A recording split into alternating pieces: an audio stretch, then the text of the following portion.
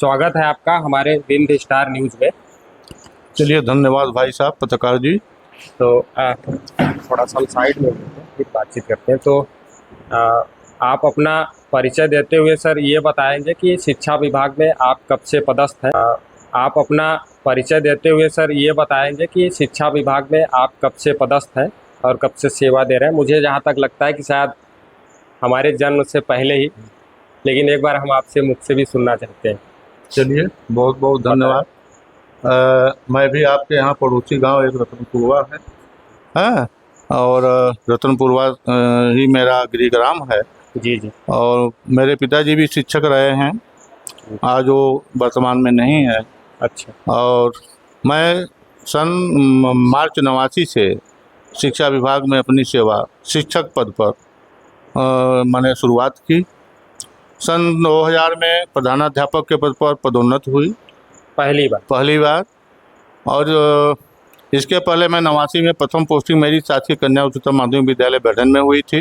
अच्छा, वो भी काफ़ी प्रसिद्ध विद्यालय रहा है अपने। हाँ, फर्स्ट अपॉइंटमेंट वहीं रहा। फिर जुलाई 90 में मैं शासकीय उच्चतर माध्यमिक विद्यालय लमसरई में ज्वाइनिंग मेरी हुई। और सन 2000 में वहीं से एक शासकीय पूर्व माध्यमिक विद्यालय कन्या चितरंगी है जी। तो सन 2000 में पदोन्नत होकर के मैं कन्या माध्यमिक विद्यालय चितरंगी में हेडमास्टर के पद पर उपस्थित हुआ। और 2005-06 तक मैं लगभग वहाँ पे अपनी सेवा दिया। अच्छा, मुख्यतः आपकी योग्यताएं क्या क्या है? हो गया मेरी योग्यता, मैं गणित में विषय में स्नातकोत्तर हूँ, MSc जी। B.Ed हूँ। अच्छा, कौन से सन में आपने ये किया था?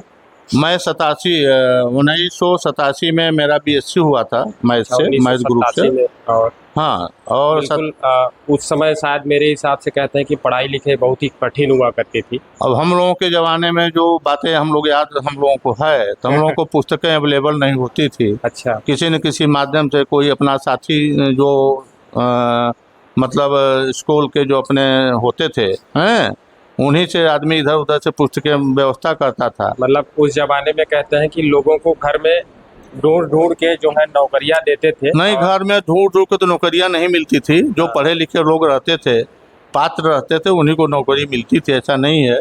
हम लोगों का संभागीय सिलेक्शन हुआ था रीवा JD कार्यालय से, हैं, मेरिट बेसिस पे। तो उसमें ऐसा नहीं था कि नहीं माने जो कोई घर पर माने हम लोग से आवेदन लेने आया और रहा हो, ऐसा नहीं, हम लोग आवेदन किए थे। अच्छा। हैं, तो अच्छा, उस समय जब आप लोग शिक्षा विभाग में शिक्षा देने के लिए उतरे हैं, तो क्या ये रोड की व्यवस्थाएं और कम्युनिकेशन वगैरह की व्यवस्था पहले और आपके समय में लगभग कितना ज़्यादा आपको फर्क समझ में आता है? देखिए, मैं आपको बता रहा हूँ, हम लोग 79-81 79-80 में 78-79 में पिताजी हम लोगों को देवसर 6वीं में प्रवेश दिलाने के लिए देवसर ले गए थे। ठीक है, बरसात के दिन में हम लोग 4 महीने घर वापस नहीं आते थे। और जब जुलाई में हम लोग देवसर के लिए रवाना होते थे तो सुबह पैदल चलते थे और शाम को चितरंगी हम लोग हाट करते थे। ऐसी स्थिति थी। राशन पानी 4 महीने का हम लोगों का घोड़ा वगैरह पर यहाँ से जाता था। मतलब उस समय घोड़े वगैरह की हाँ व्यवस्था थी। तो उसी के माध्यम से शाम को हम लोग नाइट हाल्ट मतलब चितरंगी में करते थे, सुबह फिर बस के माध्यम से देवसर जाया करते थे। 4 महीने तक हम लोग वापस नहीं आते थे। हैं, ये बरसात के दिनों में बारिश के कारण नाले नदी नाले जो है काफ़ी माने प्रभावित करते थे आवागमन को। ऐसी स्थिति में हम लोग 3-4 महीने आते ही नहीं थे। अभी आपको क्या लगता है कि जैसे कहते हैं शिक्षा में क्रांति सी आ गई है, एक दूसरी भाषा में कहें तो थोड़ा तूफान सा आ गया, तो ठीक नहीं है। जो डिजिटल युग को लेके जो नेटवर्क की व्यवस्था है, अभी ऑनलाइन क्लासेस भी चल रही है, तो क्या कहेंगी इससे कितना बड़ा सुधार हो सकता है? देखिए, पहले से बहुत सुधार हुआ है। पहले अपने यहाँ बहुत सारी माने दिक्कतें थी। बिजली की व्यवस्था सुलभ नहीं थी, आवागमन की सुविधा नहीं थी, यातायात के लिए हम लोगों को काफ़ी माने दिक्कतें उठानी पड़ती थी। हैं, वो सारी सुविधाएं जो हैं आज अपने यहाँ के लिए अब कोई ऐसी दिक्कत न रह नहीं गई है। आज सब सुलभ है। और आज यहाँ के भी बच्चे अच्छी अच्छी जगह पर अपना नाम रोशन कर रहे हैं। अच्छे भरपूर उपयोग कर रहे हैं, अच्छे अच्छे क्षेत्रों में जा रहे हैं। हमारे यहाँ से भी, अपने क्षेत्र से भी बच्चे अलग अलग विभाग में जाके अपनी अपनी सेवाएं दे रहे हैं। तो कहने का मतलब ये है कि वो समय और आज के समय में बहुत बड़ा अंतर है। आज बहुत कुछ सुधर गया है। अब ये अलग बात है कि हम उसका लाभ कितना ले पाते हैं और अपने बच्चों को, अपने परिवार को, समाज को कितना हम दे सकते हैं, ये अपने अपने सोच पर निर्भर करता है। जैसा मैं अभी आपसे मौखिक में चर्चा कर रहा था कि हाँ। शायद मैं, आप जिस विद्यालय में थे, शासकीय उच्चतर कन्या माध्यमिक विद्यालय, तो मैं एक बार वहाँ पे विजिट करने के लिए गया था। यूँ ही ऑफलाइन था और बच्चों से कुछ सवाल ऐसे पूछे थे। 12वीं का शायद एग्ज़ाम भी सिर पे ही था, तो मेरे सवालों का ठीक ठाक जवाब नहीं मिल पाया था।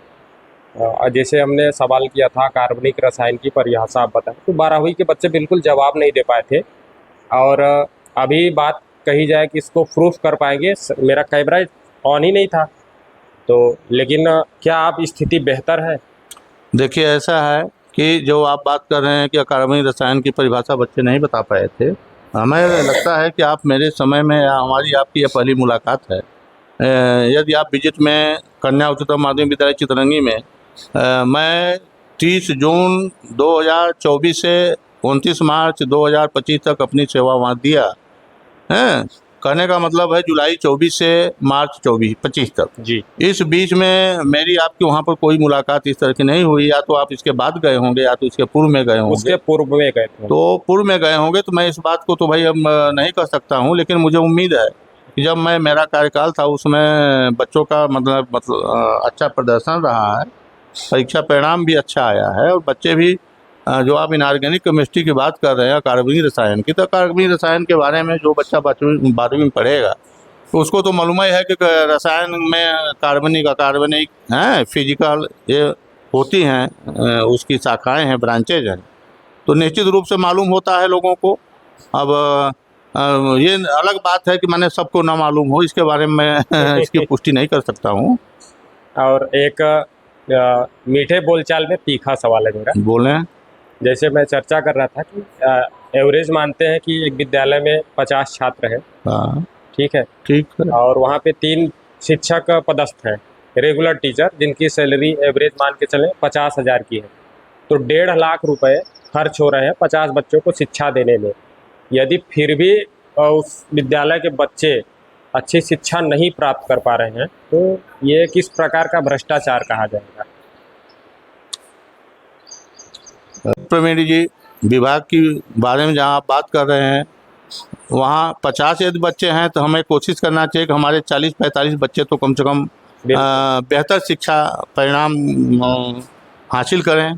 बिल्कुल। 10-5 बच्चे ऐसे होते हैं जो अपरिहार्य कारणों से विद्यालय या तो नहीं आए या रेगुलर नहीं आए या समुचित उनको व्यवस्था घर में नहीं मिल पाई। बिल्कुल है, तो उसके लिए चैलेंज तो नहीं किया जा सकता, लेकिन ऐसा मेरा मानना है कि हम लोगों का दायित्व बनता है कि जब हम शासन के दायित्वों का निर्वहन करने के लिए यहाँ पर जिम्मेदारी सौंपी गई है, तो हम लोग उसका बेहतर जिम्मेदारी का निर्वहन करें और अच्छा परीक्षा परिणाम। विद्यालय भ्रमण के दौरान कई विद्यालयों में देखा है कि 10% भी बच्चे बिल्कुल शिक्षित नहीं है।